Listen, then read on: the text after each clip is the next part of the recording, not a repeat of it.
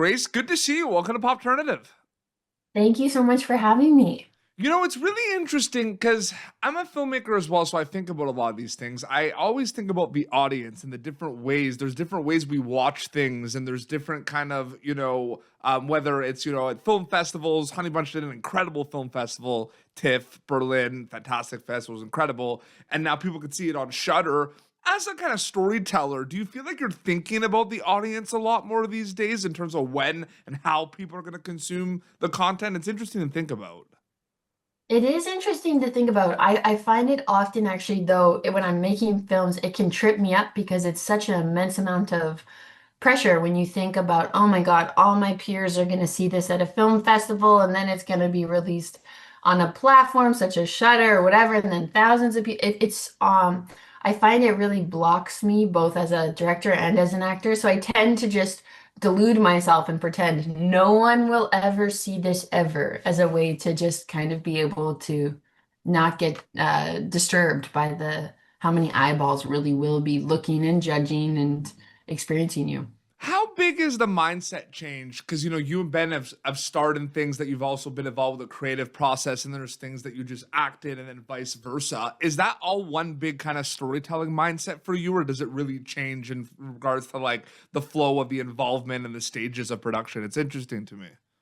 Yeah, I think probably if I was a little more zen, there would be a way to approach all of it with the same kind of um, attitude. But definitely, like I think what I notice the difference of is like the levels of control you have and the pallor of creative space versus like producerial space. There's different energies to those environments. So.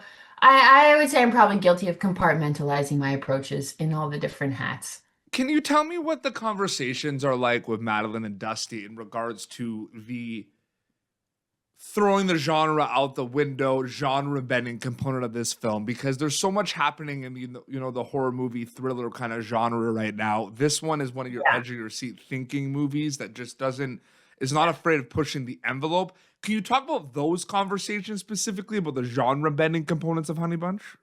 Yeah, like I think they mostly stayed away from talking about genre with us, except for maybe they would call it a love story to us. Mhm. I think they really wanted us to not play to the genre tropes and to try to play it as like straight and romantically and dramatically as we could, which was certainly hard in some of these scenes where I look around me and I'm like, this is so genre right now, but they were really interested in tethering all of that, which I think is why the film is so tonally interesting because it Yeah. does have all these juxtapositions of tones going on. As someone who's making a lot of things in that horror movie, thriller, spooky season kind of landscape, which seems to be like one of the biggest landscapes out there right now, and people love Yeah. everything that comes out. And Shudder is one of my favorites, and it's the horror movie fans' playground. I like to call it sometimes. Um, how like I just kind of want to know, like, do you think about the fact that you're working in the genre at a time where it is very elevated? Like they've always been around, but there's something special in the Yeah. last, I'd say, like 5, 10 years with this genre. Yeah, it feels that way to me too, that it's a special moment. And I'm kind of new to the genre, really. I don't even know how I fell into I think kind of I was interested in prosthetics, and that's kind of was a way, and then obviously comedy, and there's actually a lot of comedy in the horror genre. So, and then also I noticed there's a community aspect in horror where Yes. actually everyone's kind of just a nerd that feels like rejected from typical society, and so then they're actually kind of very inclusive and supportive inside and kind of nerdy and fun and nice, which is funny, kind of like maybe metal music as well, I think is sort of similar in Big. this way. I- I'm Yeah, I'm a huge fan of horror movies and heavy metal. And I like yeah, them both for the same reason. So I'm so happy you yeah. said that. Yeah, it like attracts like some pretty like nice people who just kind of want to like hang out and have a communal experience. Um, yeah, so I've really enjoyed getting to dabble in it more. I want you to kind of also expand a little bit on like kind of what we talked about, you know, the love story component of it. Cause like this film is this like slow burn at times that has this 0 to 100, but there's a very Yeah. good setup that I really enjoyed in this film. So in terms of that script to screen journey, like getting these scripts and then getting Mhm. there and seeing it come to life, can you speak about that a Yeah. little bit in regards to the setup and the slow burn that I'm referring to? Yeah. Yeah.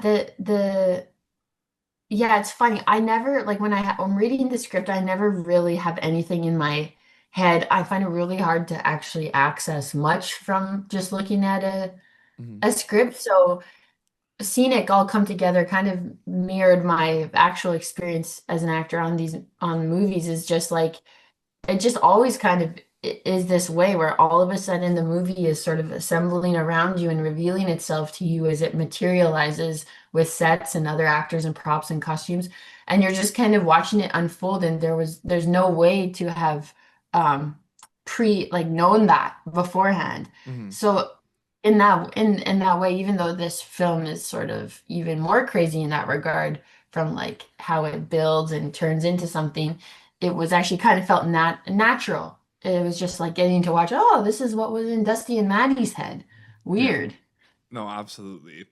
And then the kind of last question, you know, and I can't wait for people to finally be able to watch this at Shudder. I've seen it at film festivals, and that's exciting because, you know, you play this waiting game of, you know, more people are going to be able to see it, right? And there's Yeah. like the talk about at TIFF, and then it's like, okay, boom, Yeah. people are able to see it now at Shudder. You know what I mean? Because you don't know until like later on. But So, like you look at this movie, you look at Tito, Heirloom, like other things you've done, you know, Dead yeah. Lover, which just got distribution recently too. Congratulations.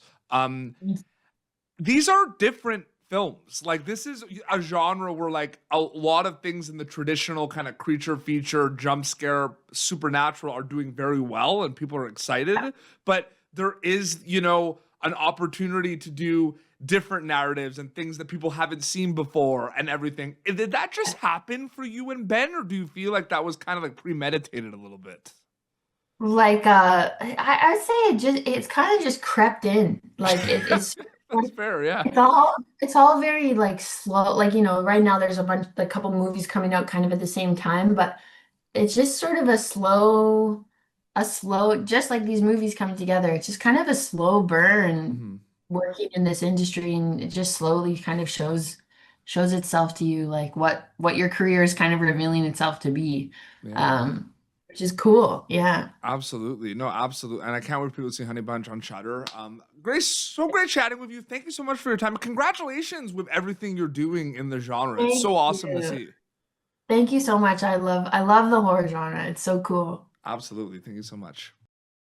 Thank you for tuning in to Popternative. Make sure to check out our past episodes of Popternative on YouTube. This has been an Autograph Communications production.